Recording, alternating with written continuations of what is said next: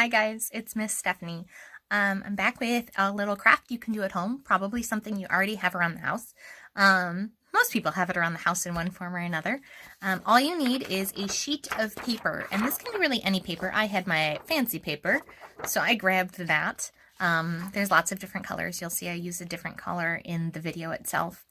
But if you have a sheet of paper, whether that's just typing paper or printer paper, if you have, it'll even work with gift wrap. Anything that you have a piece of paper that will hold a fold. So newspaper is not awesome, but it will work if you are extra good with your squishing skills. And like I said, gift wrap, printer paper. If you have, I don't know, an old book that got all torn up already and you want to save one of the pictures, this can be a way to do that. Lots of options. So find a piece of paper, whatever works for you. And I'll be right back with the tutorial on how to make an origami balloon. All right. Hi guys. All right. I hope you found your paper. I picked this one. I really like the colors. The great thing about it is I also like the colors on the back. So no matter which side I fold it to, it's going to look really cool. As you can see, this is a letter size sheet of paper. I'm sorry for the angle. I'm filming myself, so getting everything right is a little difficult. So in order to turn a rectangular sheet of paper into a square sheet of paper, all we have to do is fold the corner over, and I'm turning it so that you can see.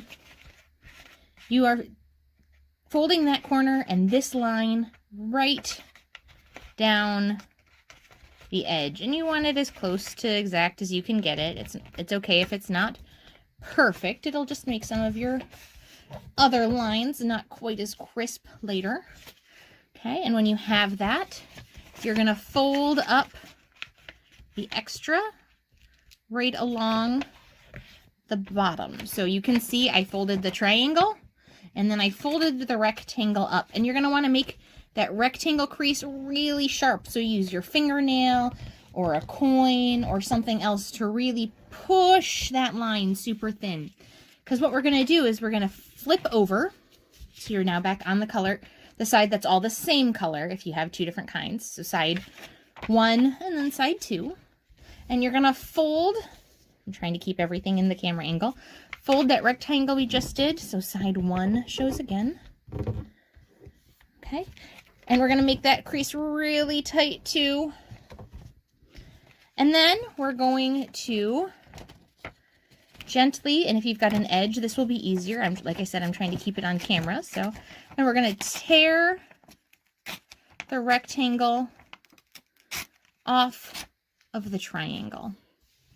And you can keep that rectangle to do a smaller origami piece, or if you make the flower out of our 3 options, you can use this as a stem. So I'm just going to tuck that over in the corner, and I am left with this beautiful isosceles triangle. It's also a right triangle. It's one of those triangles that's very sneaky. It's got several qualities. So what we're going to do is open it back up.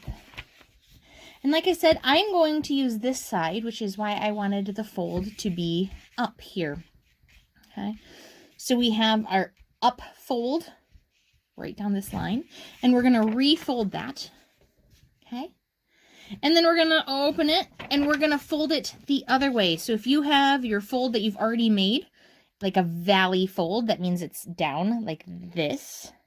So if you have it as a valley fold, open it back up, turn it so it's pointed up and down, and fold it again so all the edges line up. And again, you can see mine's not exactly perfect. I tried to get it as close as I could. But if you want it exactly perfect, take your time, line it up. You can fix it just a little bit if you need to, but mostly it's okay. So now you have 2 valley folds from corner to corner inside your paper. Here is the tricky part. We are going to pinch on one side of our valley fold. It doesn't matter which one.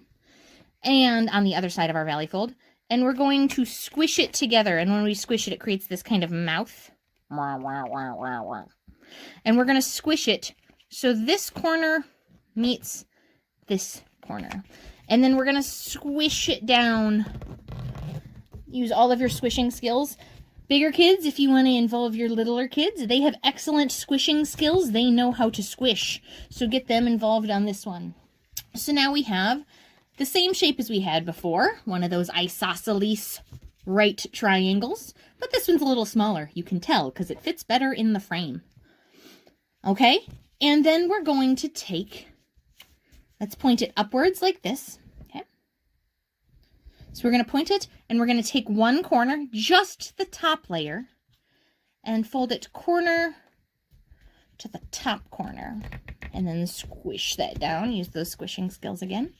And do the same thing on the other side. We're going to use a lot of symmetrical folds. That means folds that look the same on both sides of a line.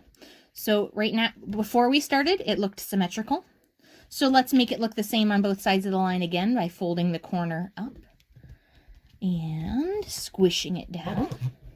Well, and then we want it to look the same on all sides. So now let's flip it over. Can you guess what we're going to do next? Yep. We're going to take this corner over here and fold it up to there. And this corner over here and fold it up to there. So now what you have is, it looks like this on the bottom. Looks a little bit like maybe a jumping frog, I don't know. And a closed point on this side.